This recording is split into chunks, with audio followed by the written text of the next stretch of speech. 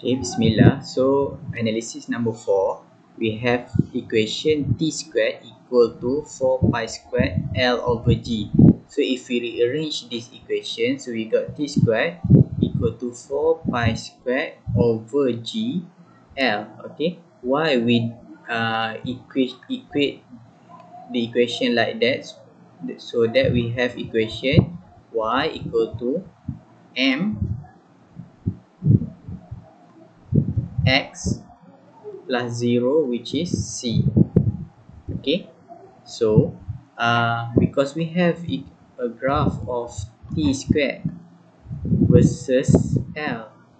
Okay, so our graph should look like this. Okay, for example, this is for example.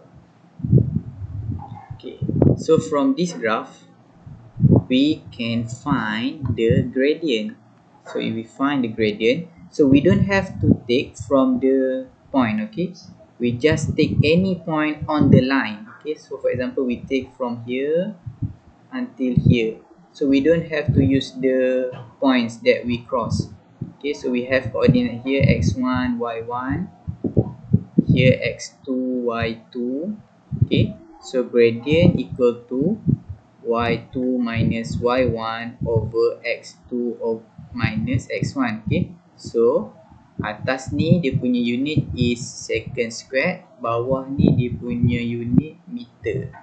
Okay, so let's say we calculate and then we got around 4.22, so the unit is second squared meter negative 1. And then from this, so kita dapat gradient is equal to, so gradient is equal to 4 pi squared over G.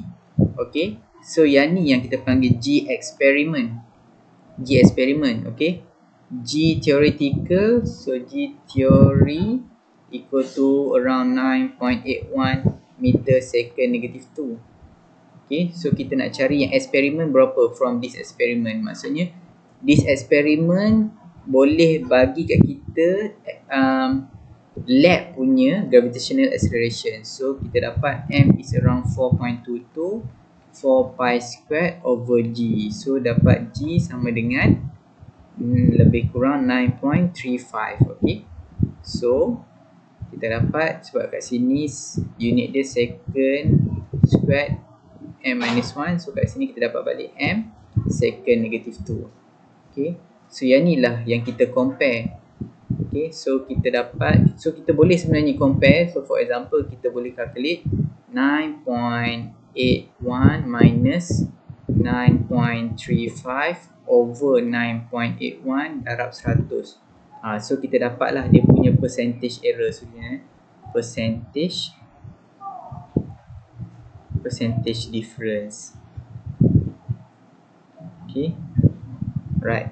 So this is how, and kamu semua boleh message saya balik untuk tanya pasal benda ni balik kalau tak faham, ataupun boleh tengok secara berulang-ulang balik. Okay, thank you.